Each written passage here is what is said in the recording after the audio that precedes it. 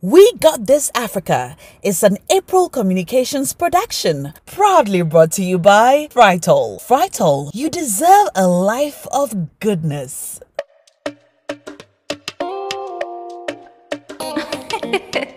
Medical gaslighting occurs when your doctor thinks you are exaggerating your symptoms and so dismisses or just disregards them.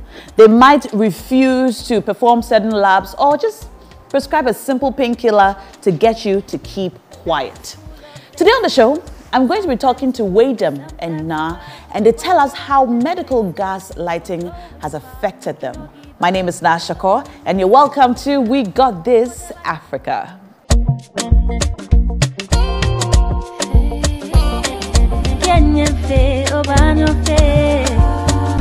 got this. Can you feel over your face?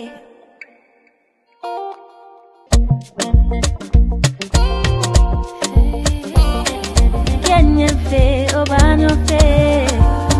We got this. Can you feel over your face?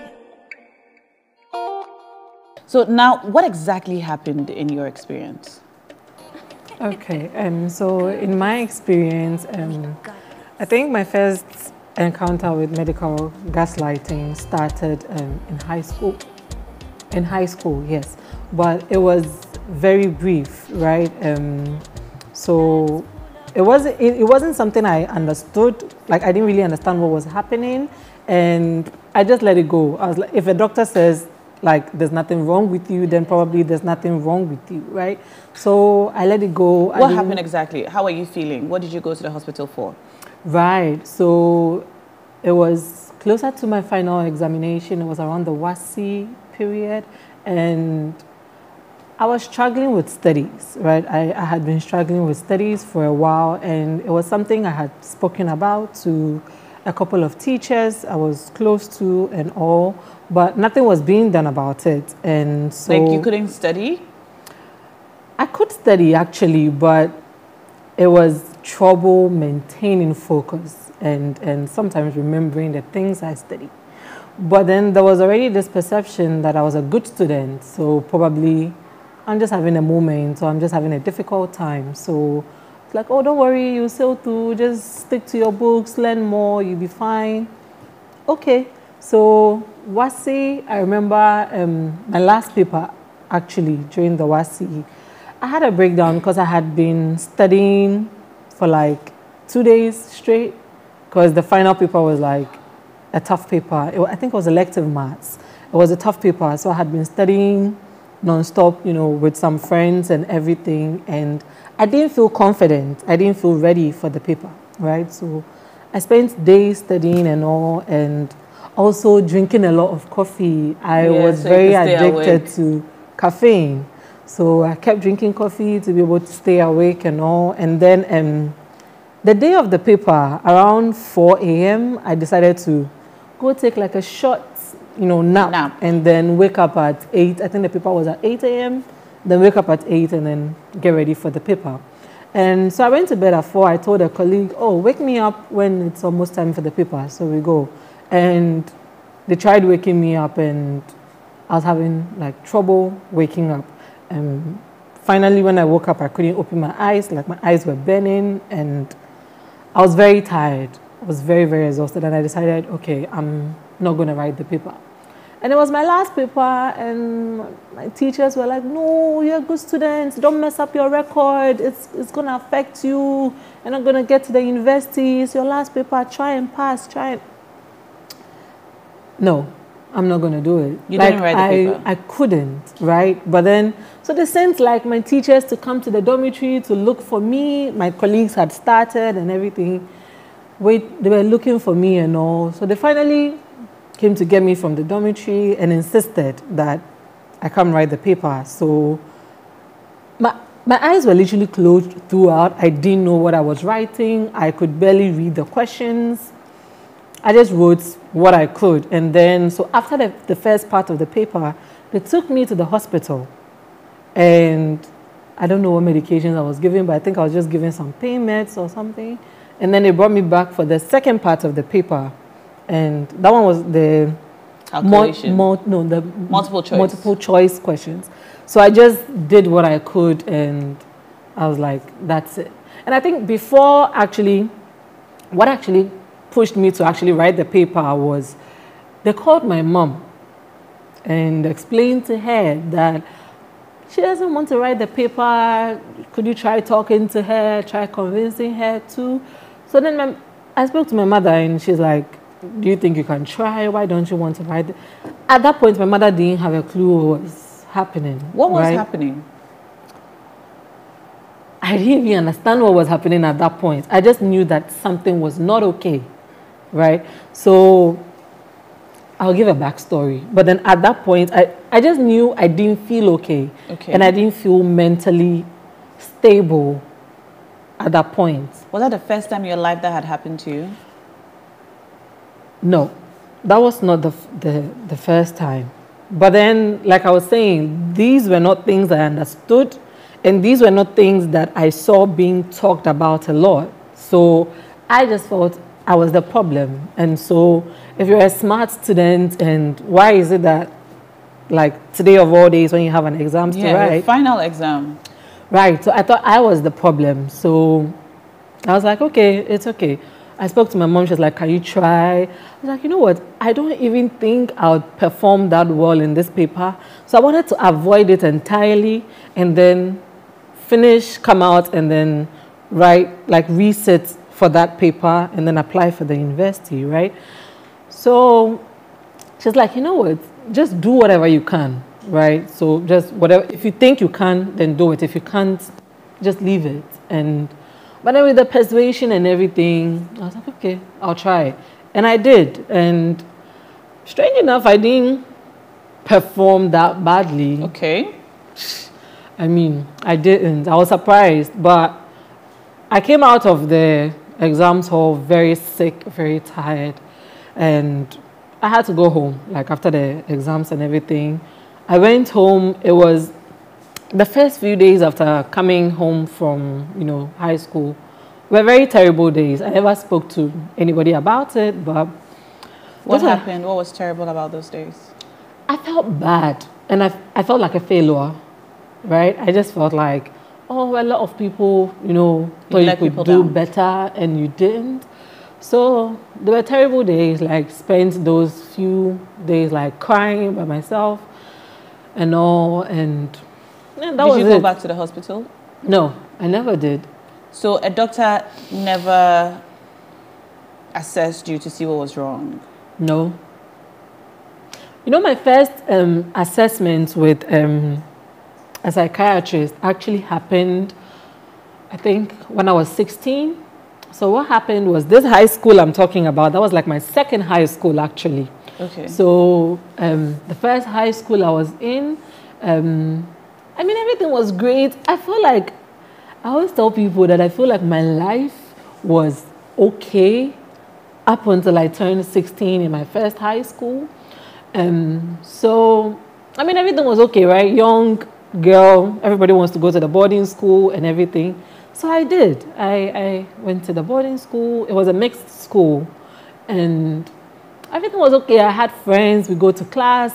Everything was good, right? Then someone sexually assaulted me. It's okay. I'm sorry.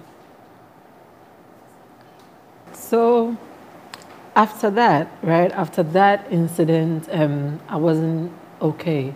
And, this was high school. It came with a lot of stigmatization. I don't think it was on purpose, like those who did that and everything. I really do not think it was on purpose, but I feel like we're all young and probably we didn't know any better. But something like this happening in high school, everywhere you pass, that's the topic of the day, right? Oh, and what happened to you? And it's like all of a sudden people start looking at you with pity and all of that. And so it was very difficult to deal with. I couldn't go to class. I couldn't keep my head up. And I remember it happened on a Wednesday. This incident happened on a Wednesday, right? So I had to go to class that morning. Like, after it happened? Yes. I had to go to class, and everywhere it was the topic, like everywhere. You couldn't have a moment to yourself. You can't stay in the dormitories because the dormitories are locked when it's time for classes. So you have to be out on campus until the day is over. You come back, get ready, you go for prep and all of that. So it was, I couldn't avoid it, right? And I couldn't keep my head up in class. I always had my head on the table. It got unbearable. I think what made it worse was the Sunday after that Wednesday, we came back from church service, and then there was a note on my bed. It was a letter from this same person, right? Basically apologizing. That's tough. Yeah. So after that Sunday, after, you know, and I wasn't the one who saw the letter, right? It was some of the seniors who saw it. And I keep saying, probably we should have known better. But so when they found the letter, they literally read it out to everybody in the dormitory, right? And it was so embarrassing. That was my first time even hearing something like, you can like someone, and so you think it's an excuse to do something like this to them, right? So after that, I decided, okay, no, I don't feel safe here, so I have to leave. So I spoke to my mother about it, and she didn't really understand. That's all I can say. She just really didn't understand. I mean, I told her what had happened. I remember my house mistress also spoke to her. But then I think her worry was, if you leave the school, you'll be a dropout, all of that. And so she kept persuading me, oh, don't worry, your house mistresses said they'll find the person, so it'll be over very soon. So I was like, okay, you don't seem like you want to listen. So I stopped talking to her about it, and I spoke to a cousin of mine. She's actually one of my favorite cousins, and so I spoke to her about it. And I think because she worked in the medical field, she was more understanding. So I told her what had happened, and she said, okay, no, you need to come home. Like, and that's how you changed your schools. Yes. And you went to a new school. When was the first time you saw a doctor about how you felt mentally? Right. So after leaving, I came to stay with her for a while. Your cousin? Yes. So I lived with her for a while, and then, I mean, she gave me my space. She just kept saying, no, if you want to talk about it, if you want to... I wasn't ready to talk about it, right? So, but then I think after a year of being home, she was like, okay, do you have a plan? What do you think you want to do? And so you dropped out for a year? Yes. You didn't go to school? I didn't. At 16? Yep. I didn't feel safe, and I didn't feel ready. Yeah. And she understood, so she allowed me be, right? I mean, I was still studying when I was home and everything. I actually liked studying, come to think of it.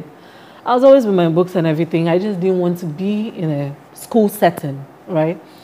So after a year, she asked me, like, what do you want to do? What's your plan? Do you want to talk about it? And so I just told her, like, honestly, that, I mean, I want an education, but I don't know what to do. So she and the husband decided that, okay, they think I should talk to someone. They didn't tell me who it was. They didn't tell me it was a psychiatrist. You know, that was like my first time being in that setting. So they just said, oh, we think you should talk to a doctor about it. So they're like, oh, we know a doctor. We think she's a good person. We think you should talk to her. So that was my first encounter with a psychiatrist. It was a lady, and she was amazing. It didn't even feel like a session where, like, you're being probed for, you know, to know what's going on and all. It just felt like a conversation. But then I think in the end, I saw her for a couple of sessions. Yeah, I don't remember how many, but I did see her for a while. And then eventually I felt ready to go back to school. Did she diagnose you of any condition?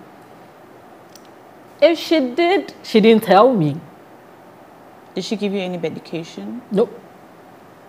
I wasn't on any medication. Did she understand what was happening to you? Yes, she did. Okay. But I felt like, I don't know if maybe she didn't think I would understand, like the medical terms and everything. So if anything, it was being told to my cousin, not to me. Okay. And did this affect your studies when you went back to school? No, it didn't. Okay. Because my studies was literally all I had at that point. Okay. So it was quite the opposite. So you were able to study? Yes. So when you went to your new school, you were great? Yes. Awesome. I was very great, actually. That's good to hear. That's good to hear. So you were able to finish that school. That's when you had the challenge writing your final exams. Yes. So you were good until the point of your final exams? I was good with my academics, not in other aspects. So I went to this new school with a lot of anger and resentment, generally at the world. Yeah. I didn't understand why, but I just felt like I had been robbed of so much time. Yeah. Yeah. We need some tissue, please. Sorry. It's okay, honey. Yeah. All right. I think it's a good time to take a break. We'll be right back. You're watching We Got This Africa. Stay tuned.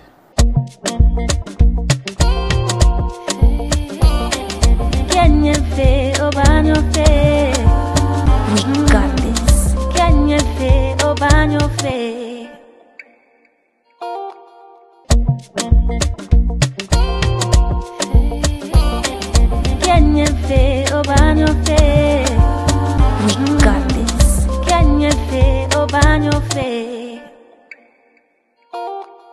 You're welcome back. This is We Got This Africa. I'm hanging out with Wgta and Na, and we've heard from Na. Wgta, what's your medical gaslighting experience? Okay. So in February of this year, I contracted COVID. Sorry. It took about 6 weeks to recover. Now, after the 6 weeks, whatever happened afterwards, that is the big deal. So let me just give a brief. I'm asthmatic, which complicated my COVID symptoms. But then before I contracted COVID, every morning I'll run a 5K and I'll be okay. Sometimes in the evening, I'll add a 2K to it just for, yeah. I know, right? I was relatively fit. Yes, fit farm. But then after COVID, I could barely climb up the stairs without panting for breath. Or I couldn't lie back on my back without feeling like there was something heavy sitting on my chest. Or there'll be times where there are hot flashes. My arms feel really hot and heavy and tingling. Not for minutes, like for hours, right? One of these things. And before COVID too, I'd have an asthma attack maybe once in 3 months. But after COVID, I have asthma attacks sometimes twice a month, sometimes twice in a week. So it was bad. And now here's the thing. When there was this chest tightness that came with whatever I was feeling. So I couldn't explain what it was, not exactly, but it just felt like there was something heavy swirling in my chest. And then someone was sitting or had their foot pressed firmly on my chest or sometimes grabbing my neck. It made me breathless. But I also knew I wasn't having an asthma attack. I just couldn't explain what it was. But every time I would take it to the hospital, because it was my hospital and then they become accustomed to me coming in for asthma attacks, they would give me asthma medication. They would nebulize me, give me the hydrocortisons and all of the drugs, right? Now, this would give me relief for about 10 minutes. But then afterwards, I'll just get these hot flashes in my chest, excruciating pain. I'm screaming or I'm crying, I'm nauseous, I want to throw up. And then they come, increase the dosage, same thing. And it went on and on again. Now, with the dosage increase, the hydrocortisone are steroids. One of the side effects is weight gain. So in a short period of time, I had gained so much weight. And I didn't know. So I was dieting, but I also couldn't work out anymore. And then I noticed, you just know in your body that there's something is not right. You just know, like, no, this is something, I'm not okay, there's something wrong, right? So I would say that no, there's something is happening. I've gained weight, the medicine is making me drowsy, and I had severe brain fog. Tell me something and in 2 minutes, I've forgotten. I would put something on fire, take whatever out of the saucepan and then leave the fire on with the saucepan. I'll leave the tap running, like so many things. I had chronic migraines, severe fatigue, and all of these things. I knew there was something wrong, but then every time I went, the one focus was the asthma. Which was like, this thing was presenting as my asthma, but it is not. But because my doctors and caretakers had gotten used to treating me for asthma, that is what they were focusing on and increasing the dosage. Did you ever tell them, I think it's more than just the asthma? I was like, there's something wrong with me, right? This is not, it's like, I can't breathe. And sometimes you see them getting frustrated that, but they've given you the nebulizer, we've given you the drugs. Like, what, yeah, still not okay. What's wrong with you? Okay, then give her this again. Was this bad? Every time I walked into the hospital, I knew my bed. I was just going to be like, oh, far away, no bra, and then the trolley. So no one is asking me what is wrong anymore.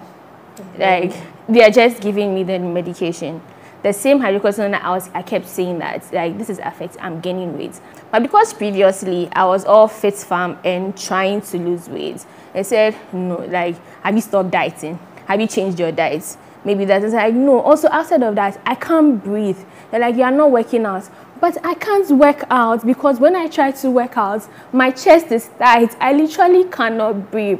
Now, this time I tried, I was going to defy the odds. You know, there's this thing where they say with asthma, just try. When you work out, 5 minutes, 10 minutes, your breathing gets better. But it wasn't working. I literally had an episode in the gym, an asthma attack in the gym, and still that wasn't enough. Still increasing the dosage to the point where one time they were giving me the injection and the vein right here got so swollen, it burst. Here's the mark. Like, I still have the scar from there. It was at that point where I called my mother. Like, I was crying because I was always in pain and I had to work. And there were other things to do. I was always in pain, always crying. And they would make me do this spirometry, the breathing test, just to check your lung functioning. But I still couldn't do it. I was always failing it because I can't breathe. So I can't blow enough air into whatever I was supposed to blow air in to measure my lung function. But I called my mother, spoke to a friend, also referred me to an herbal doctor who recommended something that was supposed to regenerate your cells. You're going to turn over, kill the unhealthy cells, new. To be honest, the only thing that did was make my skin glow really well. Outside of that, nothing happened. You were still sick? I was still sick. I was still in pain. Did you consider going to another hospital? I was tired. You get tired. Always, like, I have to get to work at 8, but I have to pass through the hospital first, you know, to do a quick nebulization so nothing happens at work.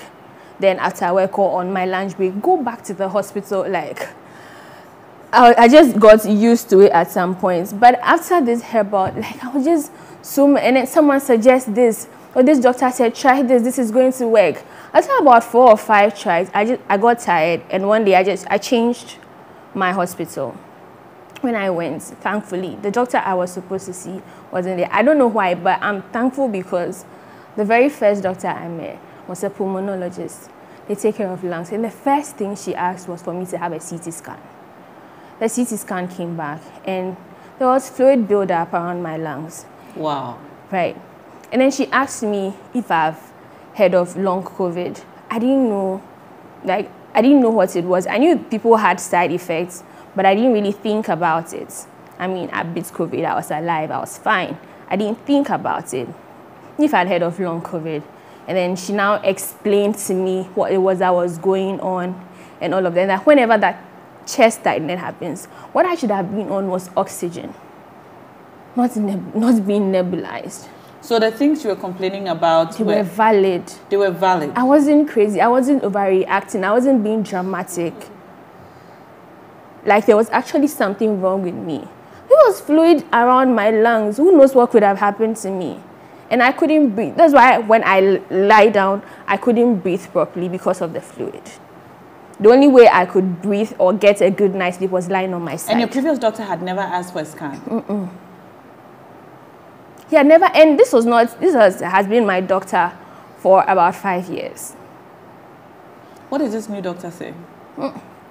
Asked what hospital I was going to. I feel they did not want to discredit the other doctor, but then just took me to, do I know what long COVID is? So this is what's going on. After you'd experienced COVID, this is what happened. What medication are you on?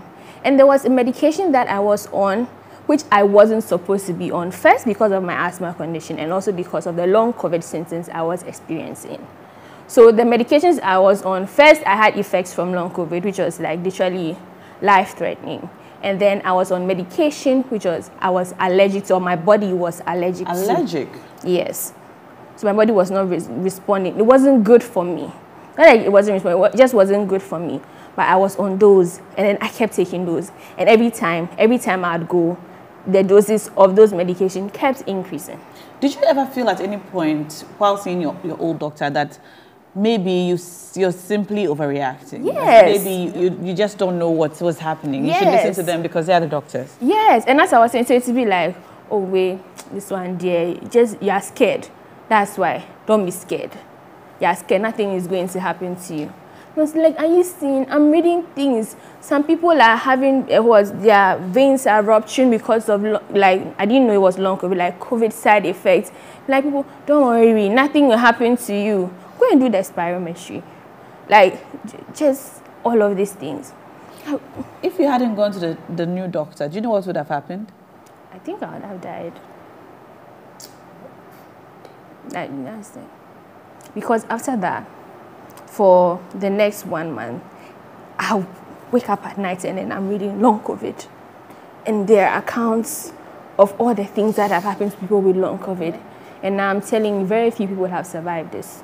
The fluid buildup in their lungs. Because even COVID, most of the people who have died from COVID was because of the fluid buildup in their lungs, right? So, yeah. Wow. Yeah, and this new doctor also puts me in touch with a long COVID support group. A support group? Yes. There are support groups in Ghana? Yes. I see. So these are people experiencing the same symptoms. Have you ever been to a support group? Not for... For anything? I've never heard of a support group in Ghana. No, I see. I mean, there are some online, but a physical one. Yeah, I didn't know. That's really cool. That's awesome. Do you remember the first time a doctor misdiagnosed your symptoms? Misdiagnosed, I wouldn't call it a misdiagnosis because, like I was saying earlier, even I didn't understand fully what was happening to me until I got my first mental health Doctor, and then subsequently, like in the university, I actually got my first understanding of what was happening to me in the university. Okay. After getting into series of trouble in school, because I came from high school with all that anger and everything, like always getting into fights and all of that. You can't fight in the university or get into trouble, right? So that was how I got into my first trouble in school. And it got to the disciplinary committee, and as part of the hearing, right, it was suggested that I see the school psychiatrist. And so it was through talking to him and all of that, that was how come they got to understand what was actually happening to me. What was happening to you? So, what was your diagnosis? Initially, I was diagnosed with depression, right? And also all the anger and everything was from trauma, right? And so I was being treated for depression. And then subsequently they got, you know, as they continue seeing you and see the symptoms you are showing, and from what you tell them, they get a better understanding of what you are dealing with, right? And so that was how come I got to get my first official diagnosis, right? So the depression was just a small factor of what I was. And what was your next diagnosis? I was diagnosed with bipolar disorder And so yeah, that was the diagnosis. So that was after like a couple of manic episodes and then depressive episodes, and that was how come they got to understand what was happening to me. And it wasn't something I talked about a lot because of the kind of stigmatization that bipolar disorder actually has in this country. It wasn't something I talked about. So even in school, it was just a handful of people who knew, like the disciplinary committee, who obviously had to understand that to judge the case and all. And then a few people I was close to in school, right? So that was how come I got that diagnosis and then started my medication for that. So that was what I was dealing with all the way through till I left the university. So after I left the university, I went off my medications for a while because I didn't know how to get in touch with a psychiatrist, like out of school, because in school one is provided because the school provides that. So outside of school, I didn't know how to get in touch with one. So I was off my meds and everything for a bit until I relapsed a bit. And then normally for me, relapses have always been in terms of suicidal episodes. For other people, like with bipolar, relapses are always, you know, manic episodes. But for me, it's normally the other way. What does a suicidal episode look like? For me, it starts with a lot of like lethargic feeling, and then depression sets in, and then the suicidal like thoughts and all of that, right? And so even up until that point, my mental health was not something I spoke to my mother about, because I feel like my first point of gaslighting started with my mother. She just not wanting to understand or believe what I was dealing with. So from that incident from high school where she was like, oh, just stay, so you'll be fine. I never ever talked to her about my mental health. So when this relapse happened, the only person who knew about it was my lecturer. He was a very good friend of mine. He's like a father to me, right? So he knew everything that was happening in school. So at that point, he called me and was like, you know what? You're out of school now. I can't always keep an eye on you.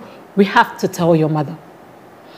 And so he did. He spoke to her and told her what was happening. So I feel like someone else informing her was what made her take it seriously. And so then she took me to the hospital. So the new hospital, now I got in touch with a new psychiatrist. There was a public hospital in this country. And I got in touch with a new psychiatrist. And so basically, he was following up with the diagnosis from what I was being treated already, right? So my first, let me say, severe gaslighting with this doctor happened when, similarly, I had COVID. And I didn't even know it was COVID, because I thought I was being safe. And when COVID happened, we're made to work from home. And so I thought I was being safe because I lived with my mom. And if anything at all, I didn't want to put her at risk. So when the symptoms started showing, first I lost my sense of smell and taste. But then I thought, oh, it will come back in no time, so I'll be fine. I felt healthy, right? I didn't feel sick. Aside the loss of smell and taste, everything else felt fine. But then I started getting this chronic neck and back pain. And I knew I wasn't exaggerating, right? So I kept telling my mom. Told you were exaggerating? Yes. Like I said, gaslighting always starts with my mom. From home. So she's always like, oh, just take painkillers, you'll be fine. I don't think it's that serious and all. I knew it was. So, I mean, I was still taking the painkillers and all until one night, I think it was around 11 p.m., I couldn't even lie on my back. The pain was very severe. And I told her that, you know what, this is what I'm feeling. And if you're not ready to help me, I'm just going to pick an Uber and go to the hospital by myself. So I literally requested the ride before she was like, oh, I'll go with you. Then she got ready and then we picked the Uber and went to the hospital, right? So we went to this same hospital where I normally see the psychiatrist. But then I went to the emergency and we told them this is what was happening and all. I told them that I had lost my sense of smell and everything. They still weren't taking it serious as it being COVID. So they literally kept me in the general, populace where the other emergency patients were. And I was like, I don't think it's safe. Because I'm literally telling you the symptoms. They didn't take it seriously. And they also didn't take the back pain and the neck pain seriously. But they admitted me.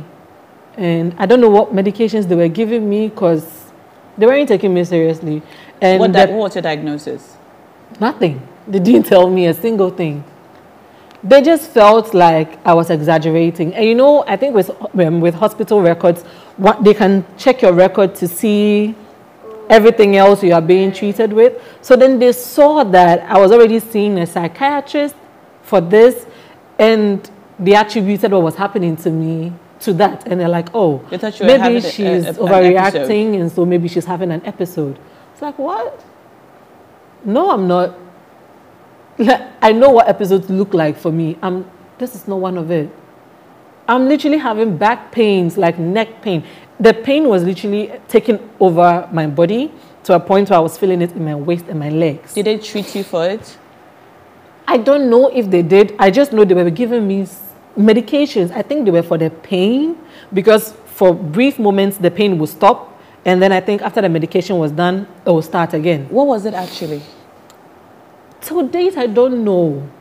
They just ignored whatever you said? Yes, and they just admitted me until like morning, like daytime, when the psychiatrist was around. And then they referred me to him, to the psychiatrist. For your pain? Yes. What was his diagnosis? And then they just said, oh, she's seeing this psychiatrist, so maybe let's just take her to see him. Because they still kept thinking it was a manic episode. It is not a manic episode. So then I went to see the psychiatrist in the morning, and he lashed out at me. Lashed out? Yep. Your psychiatrist lashed out at you? That you did not come to him first. No, I don't know what for, but from my understanding, he felt like I'm wasting hospital resources. And he also felt like there's nothing wrong with me, but then my brain is telling me there's something wrong with me, and so I'm overreacting. And so, yeah, he lashed out at me. And my mother was literally just there. She didn't say a thing. And so I just sat there looking at this man, and I was filled with so much anger. And I was like, you know what, yeah, this is the last time you're seeing me here. That's all I said. He didn't give me anything. He sent me home. That was it. So then the neck pain continued. Days later, I went to a different hospital, right? Also a government hospital. And so when I went there, they were very careful, actually, taking all the COVID, protocols and everything. So I told them what was happening, told them the symptoms. I still can't smell everything. They literally did like a, smell test to see if nothing. And they were like, yeah, no, you can't be here. So we are taking you to the COVID, where they are keeping the other people. So that was where they took me. And then when I got there, the place was full because there were people with like, people. Yeah, on oxygen and everything. And so they just kept me there for a brief moment. I couldn't stay because they didn't want to further expose me. So they took the tests, but the test by then, it wasn't like those instant tests where you get the results. It was going to take like days. And so they did the test, but then they were like, for the way the symptoms are showing, they do believe it's COVID, but then until the test comes back, they wouldn't want to keep me here, because if it comes and it's not COVID, then they may have exposed me. So they sent me home, but then they gave me medications, to help manage. And then they asked me to come back in 3 days when the result was going to be ready. They actually even called me before the 3 days. Was it COVID? And then, yes, it was. It was COVID. So basically, I followed the medications they were still giving me, because they were still weren't going to keep me there because I could breathe and everything, right? But then after being treated for the COVID, I think it went after 3 weeks, because when I went for the next test after 3 weeks, it was gone. But then the pain was still there. It's interesting that during, I mean, a pandemic, you'd have to go through all of this wahala to get someone to believe that you actually have the virus that we're all talking about. Yes, and Interesting. I don't know, but you know what? I think I actually have a story to share also with medical gaslighting at some point in my life. You stay tuned. You're watching We Got This Africa. We'll be right back.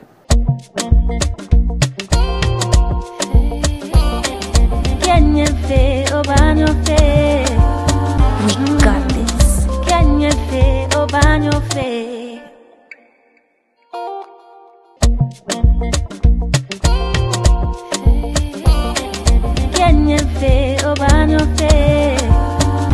got this.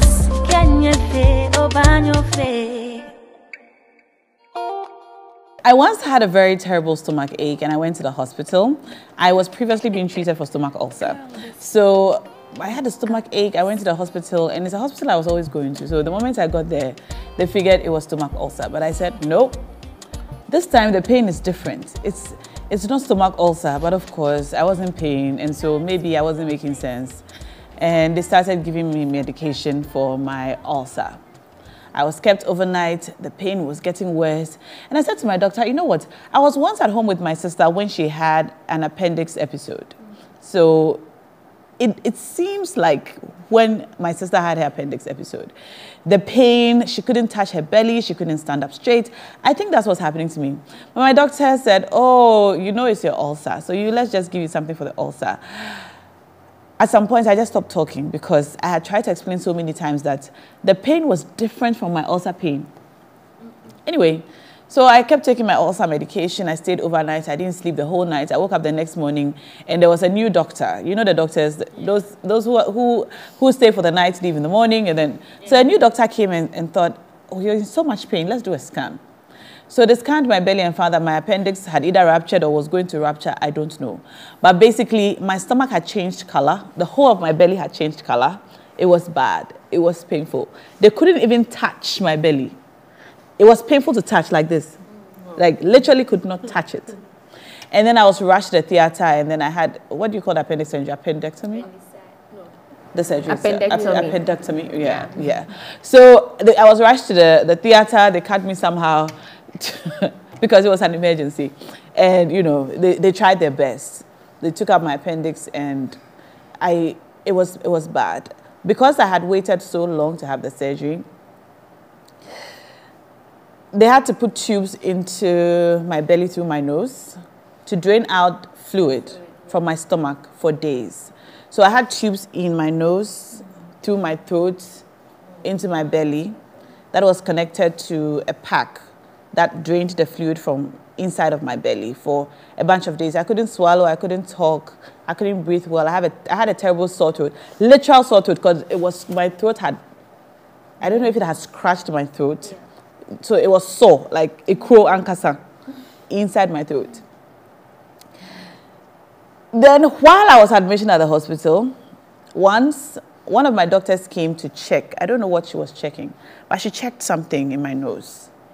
Something happened while she was checking, and then I sneezed, and then the tube came out a bit.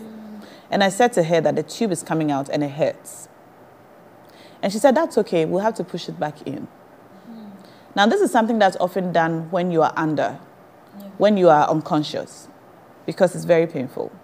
So they would not do it while you are awake.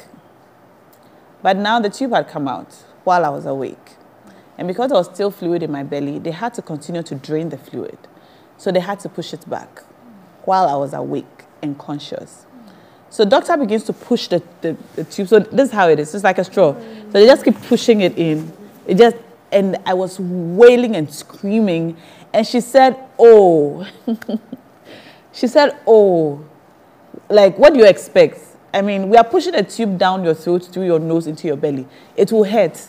Like, what do you expect? She was basically just downplaying my pain. That now what were you expecting? It's definitely going to hurt. So you just lie down and let's push it into your nose.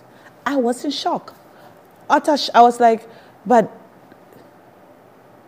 I would expect that you would sympathize with me because you're causing me a lot of pain that is happening now because you made a mistake when I don't know what she was doing, but she touched something and moved it. Yeah. And then I sneezed while she did it. And so something happened. And because of that, I am going through all of this pain, and I'd expect that you sympathize with me. But she just thought, nah, this one too. So she just kept pushing it. They had to hold me down, and they just kept pushing it all the way until all of the tube was in. I didn't talk for the rest of the day. I just lay in my bed crying and crying and crying because the pain was so much. At first, it felt like just discomfort, like it would just be uncomfortable. But then eventually, the discomfort turns into this pain. Almost immediately. It starts and then the pain follows until all of it was back in my nose. I couldn't talk. I was in pain. I mean, I had just had surgery. So first of all, I was lying there. I had this tube connecting water. I hadn't eaten for days. You can't eat when they're doing that. I hadn't eaten for days, and I was there with all of that pain. I literally could not speak. And anytime I had visitors, I closed my eyes and pretended I was asleep so that they wouldn't speak to me. So I had, some of my friends came by, they would come in, oh, she's asleep, and then they would leave. But I literally just wanted to be left alone because I was in so much pain. I get that sometimes they feel like people are exaggerating, or maybe someone could even be like a hypochondriac. But how many? Like, how many of such people do we have? And if you are exaggerating, isn't it better to err on the side of caution? Yes. That, well, she might be exaggerating, but maybe she isn't.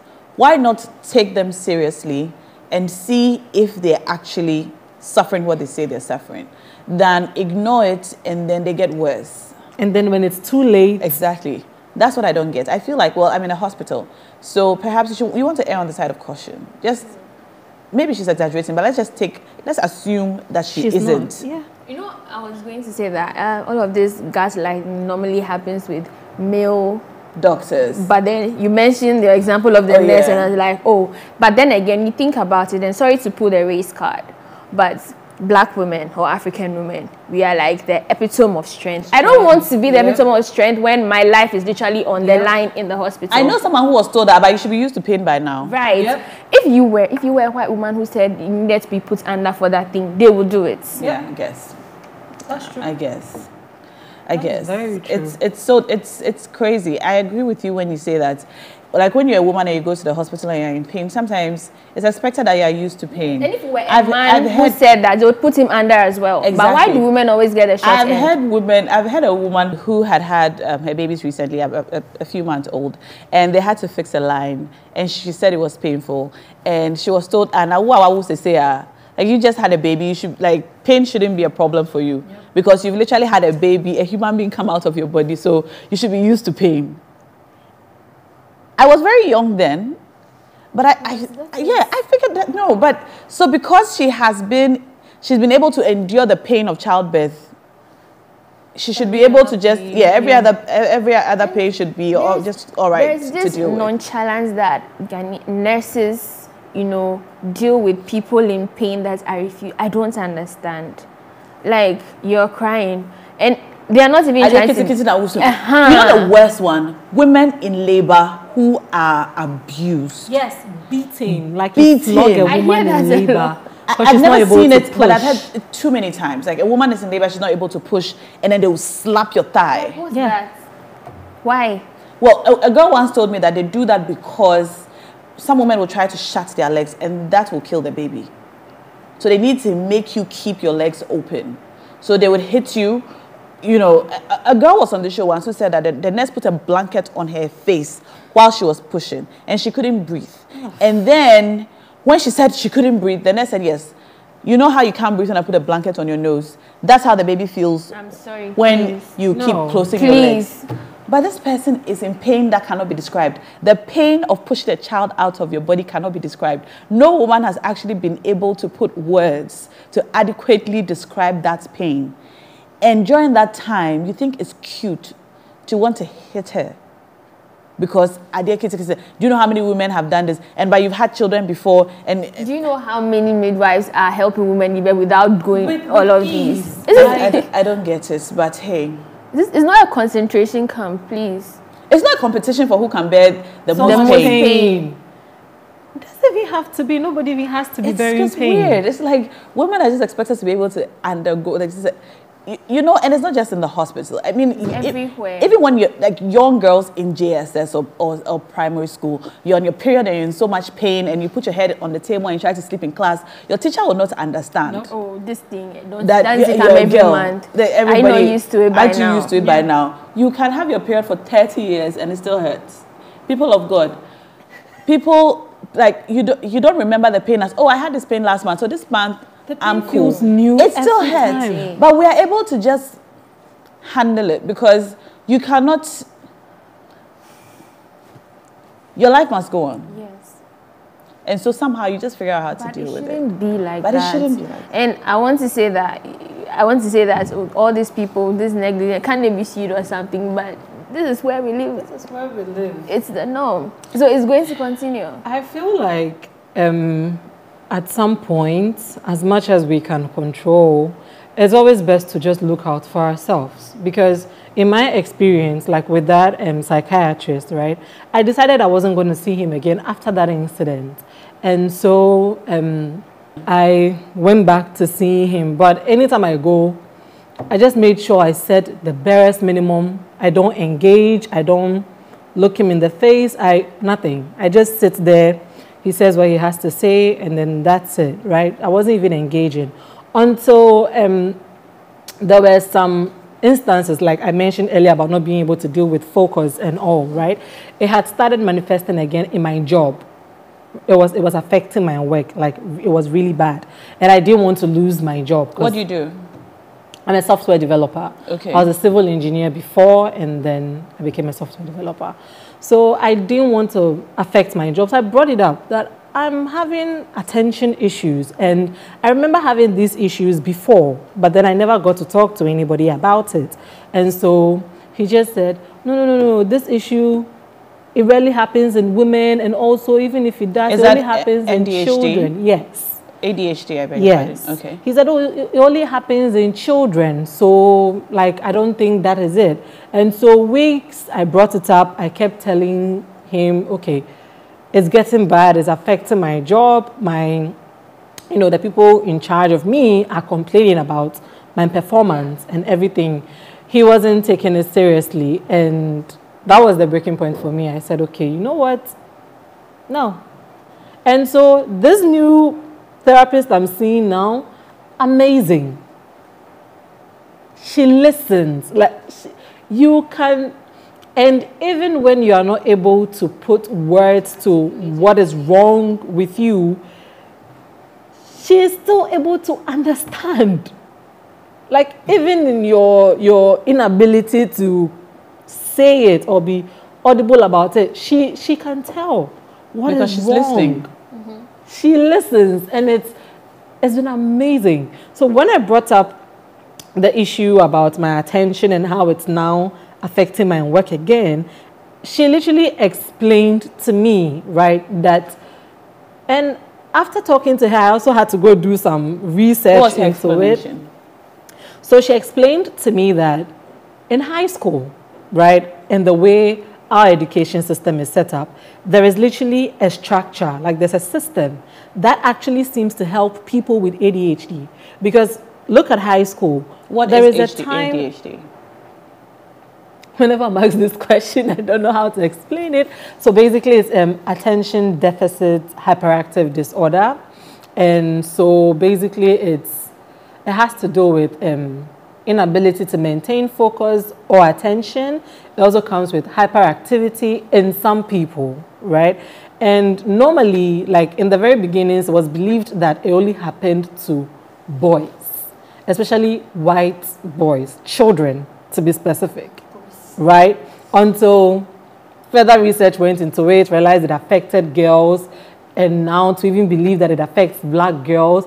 And it's very recently that it is even being believed that adults can actually have ADHD like diagnosis when they are old and not. And it makes sense even in my case, because I remember explaining to my doctor that my family, right, where I was coming from, whenever you spoke about your health or lack thereof, it was in relation to, oh, you have malaria, or, you know, physical, you know, stuff. Mental health is not something that we're very familiar mental with. health wasn't something that was so big on or being. So how do I then tell my mother that, oh, I'm not able to study, I'm not able to focus? And it's like, because you watch too much TV, you're always distracted with your phone. Go and put your, it's always like that. Yeah. So who was ever going to take me to see a doctor to even diagnose me? Yeah. But these people, like the whites, or they take their children, you know, their healthcare seriously right from the time they are little. So these things are seen, and that is why it's able to, you know, that's how you're able to get help. That's how you're able to get help. But the thing about these problems is that the harm would already have been caused. Yep. Someone would probably have already died or suffered some kind of irreparable damage. Yes. And you think, okay, so to what end? And it's also a Ghanaian attitude, like, okay, well, Anya baby, you know. Exactly. Well, like, to what end? Yeah, something. you know, it's not going to bring my loved one back, or it's not going to fix my legs, or well, nothing is going to happen. So we generally are not very confrontational, and we let things go. But it's high time things changed. If someone presents their symptoms to you as a medical practitioner, or as a parent, or someone who can help them, even if you think they are lying or exaggerating, just assume they aren't and give them the care that they need, because that is just what might save their lives or save them from getting worse or a potentially difficult or worse situation than they're in. Yes, we know that sometimes people might not be able to articulate their problems or how they feel properly, and that might lead you to think that they are not saying exactly what's happening. But let's err on the side of caution. That's just what might save the life of your loved one or of your patient. My name is Na Shako. Today I've been talking to Wgta and Na on medical gaslighting on We Got This Africa. Thank you for watching.